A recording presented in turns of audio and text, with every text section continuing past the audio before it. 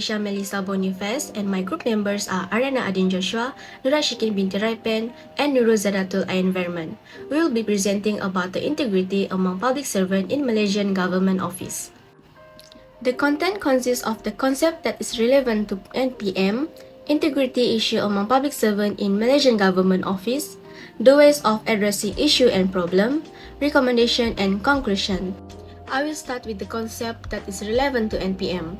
Basically, the concept of integrity, which has become more popular in many industrialized countries, almost naturally develops from the broader notion of corruption as a synonym for all violation of moral principles and values. Integrity is yet another essential human attribute. It is also presently recognized as one of the essential elements for a company or organization to function properly in the modern world. Integrity is a moral idea that was developed by Roman philosophers and has the generic meaning of moral uprightness and wholeness. There has been a general trend toward implementing new public management reforms in public administration since the 1980s, which were designed to introduce management approaches to improve the caliber and effectiveness of public servants. As a result, while NPM has come to be linked with compliance, with a focus on rules and processes, a different approach has underlined the significance of integrity with a focus on morals and values. While integrity management in practice unavoidably involves a mix of compliance and values, the main difficulty is determining the ideal mix for a specific jurisdiction in order to enable efficient and responsible governance. Additionally, it is clear that when the proposed theory is tested in practice, it may help to create a more ethical public administration by giving managers instruction on how to handle integrity in an NPM context. NPM also altered perception of the function, character, and goal of public servant. Since the 1980s, when NPM approach were widely adopted, there has been debate about the relative merits of compliance-based and value-based approach to integrity management. It also raised issues regarding the distribution of power within public administration and the obligation of public institutions to their constituents. In actuality, public integrity and difficulties with public service quality are closely intertwined. The rationale is that public integrity itself serves a barometer for how well a person behaves in line with the moral standard, laws, and regulations that are upheld by politics and other public institutions. In addition, the Malaysian public service keeps reinventing itself despite difficulties in order to help Malaysia achieve Vision 2020 goals of being a high-income and developed country. The Malaysian public sector consistently collaborates to promote integrity in the Malaysian public sector via the execution of several programs, including One Malaysia and National Blue Ocean. The performance, productivity, and future of organization may all be affected by the numerous threats that are regularly posed to government agencies from both inside and outside the environment. Most dangers to the organization are posed by people who are already a part of it, which mean that they also include other people who harm the reputation of the government organization. Therefore, a key component of organizational integrity is the absence of corruption and fraud, and one of the most widely accepted standards for organizational behavior and decision-making in the public sector is that private interests should not conflict with organizational and public responsibilities. That's all for me, and I will pass to the next presenter. Good day, I'm ARIANNA ADDIN Joshua, and I will be presenting about the issues of integrity among public servants in Malaysian government office. Based on my findings, there are 4 issues of integrity among public servants in Malaysian government office, which are firstly, corruption, misappropriation of assets, abuse of power, and breach of trust. The first issues of integrity among public servants in Malaysian government office is corruption. According to the Malaysian Anti-Corruption Commission (MACC), corruption is defined as the act of giving or getting any pleasure or reward of high value in the form of cash or in kind for executing a task related to his or her job description. The rising number of government servant arrests is quite concerning, and above all integrity issues, corruption is a topic that is frequently addressed and has become a destroyer of integrity. Alarmingly, the data from the MACC showed that from 2015 to October 2020, a total of 2,607 officials were detained for engaging in corrupt behavior, suggesting that integrity violations in the nation are truly significant. For instance, recently in February, the Selangor Anti-Corruption Commission (MACC) disclosed that government employees were the most frequently arrested by the Commission between 2018 and 2020 for investigations into corruption, irregularities, and abuse of authority. The second integrity issues among public servants in Malaysian government office is misappropriations of assets.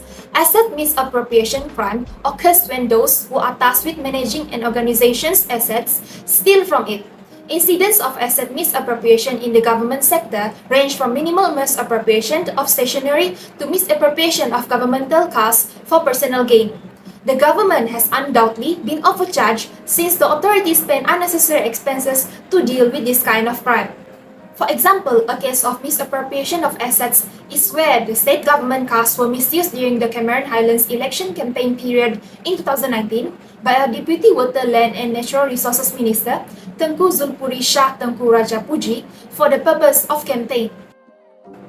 The third integrity issues among public servants in Malaysian government office is abuse of power. According to Section 23 of the MACC Act 2009, abuse of power occurs when a member of a public or government body uses his position or office to make a decision or take action for the profit of himself, a relative, or an acquaintance. There have been cases of public employees abusing their power for their own benefit or to abuse the system. This might involve utilizing public resources for private gain, showing favoritism when granting contracts, or nepotism. For instance, the case of abuse of power, where a public official was detained on February 6 this year for allegedly misusing his position to get 130,000 ringgit in transport services. According to a source, the suspect misused his position in 2019 by seeking transportation services through a firm owned by his wife. The fourth integrity issues among public servants in Malaysian government office is the issue of breach of trust.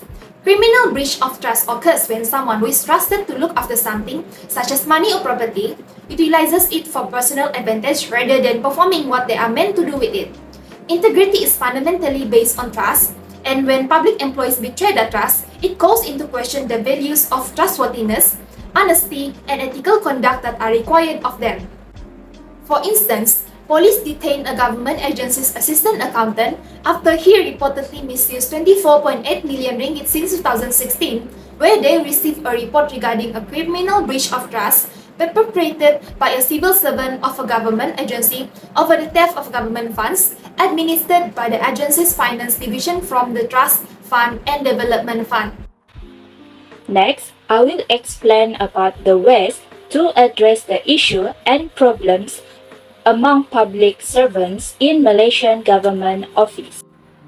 The first way to address the issue among the public servants in government is by strengthening the policy, rules and regulations, which is through the Malaysian Anti-Corruption Commission's MACC as our country's anti-corruption regulator, which is it is not only limited to corruptions but also include breach of trust, abuse of power, and other integrity issues. Next, whistleblower policy and protections need to be strengthened in order to protect the identity of the whistleblower. This can encourage the employee to expose any wrongdoings that happening in their work environment. This can be a significant method to curb abuse of power in the workplace. Not only that, but we also can conduct regular training sessions and workshops on ethics, integrity and professional conduct for public servants, which in the training it should emphasize the importance of integrity, and in this way, the people can uphold integrity and good ethics governance in all aspects without having to be fear of anyone above them or surround them. Moreover, according to Theo and Lee, establishing a system that rewards and recognizes the ethical behavior of the employees is another way to curb the integrity issue among the government servants. Public servants who demonstrate integrity and ethical behavior should be rewarded and acknowledged.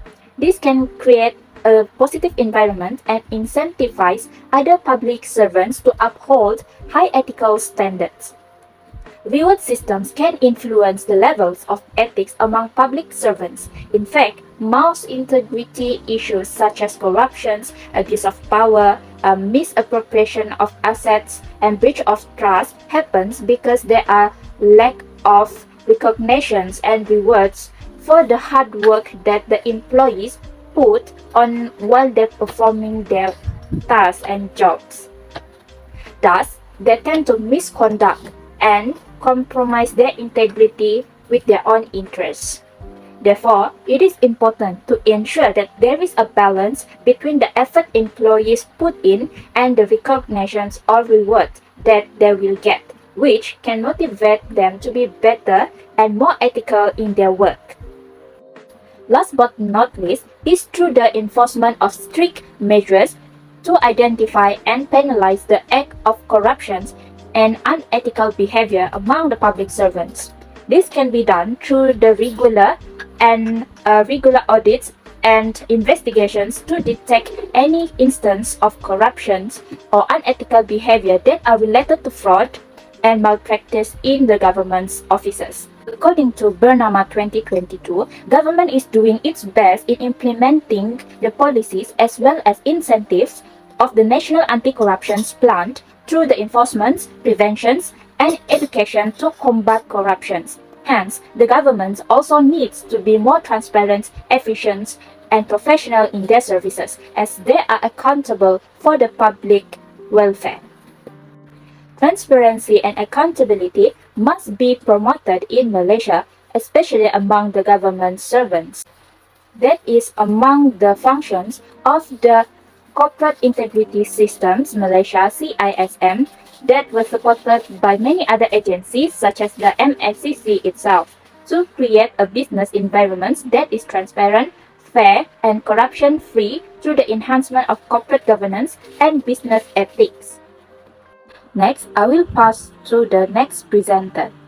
Assalamualaikum and hello everyone. My name is NURASYIKIN alias RAIPEN and I will talk about the recommendation of the highlighted issues. The first one will be strengthening anti-corruption legislation and enforcement. To ensure that anti-corruption legislation are elaborate and in line with the worldwide best practice, they should be reviewed and revised. Anti-corruption bodies like the Malaysian Anti-Corruption Commission (MACC) can improve their capacity to enforce their law with adequate financing and training. To ensure fast and just response, establish clear policies and procedures for reporting and looking into corruption allegations, encourage openness and information access, establish and implement strict disclosures policy for the public officials such as asset and financial disclosures as stated by United Nations in 2018. Additionally, enhance whistleblower protection program to promote reporting on corruption as stated by OECD in 2020. The second one would be transparency and accountability. Establish a transparent framework for the purchase, sales, and transfer of assets, complete with detailed paperwork and approval processes. The Public Complaint Bureau (BPA) is one of the ways through which the public can report problems and power abuse in the public sector. Has also been formed by the government. The Auditor General Department was created to audit public account to make sure the public fund, assets, and expenses are handled ethically and in line with the law and establishes processes. The Malaysian Administration Modernizations and Management Planning Unit, which is MAPU, was established in order to implement reform in government operation and guarantee the growth of a modern, effective, and efficient public services. In order to improve the governance of the public sector, the government also established a special cabinet on the integrity of government, connected whose major objective is integrity of the government management. The Prime Minister currently serves as the committee chair. Last but not least is ethical leadership. In Malaysian government workplaces, integrity problem among civil servants are significantly influenced by the ethical leadership. As stated by Nisik et al. In 2006, empirically separated facets of moral leadership, including the moral character and integrity, compassion, and the ability to inspire, encourage, and empower others. As stated by Dean Hardrock and Belsha in 2012, ethical leadership is crucial to a leader's credibility and ability to have a significant impact. Last but not least, as according to SBEX and Gisborne's in 2012, the trust between a leader and their follower is likely to be influenced by the ethical leadership credibility. That's all from me. Thank you. In conclusion, integrity and ethics are intertwined as morality is influenced by daily action. Government must promote NPM reform in developing nation where public employees are seen as public managers and people as customers. Integrity is a product of wholeness, discipline and strength and is crucial for a competitive developed Malaysian public sector. High moral standard assess reliability, transparency and government administrative system. To enhance integrity and governance, all officers, staff members and organizations within the public servant must pledge to follow all rules and best practices.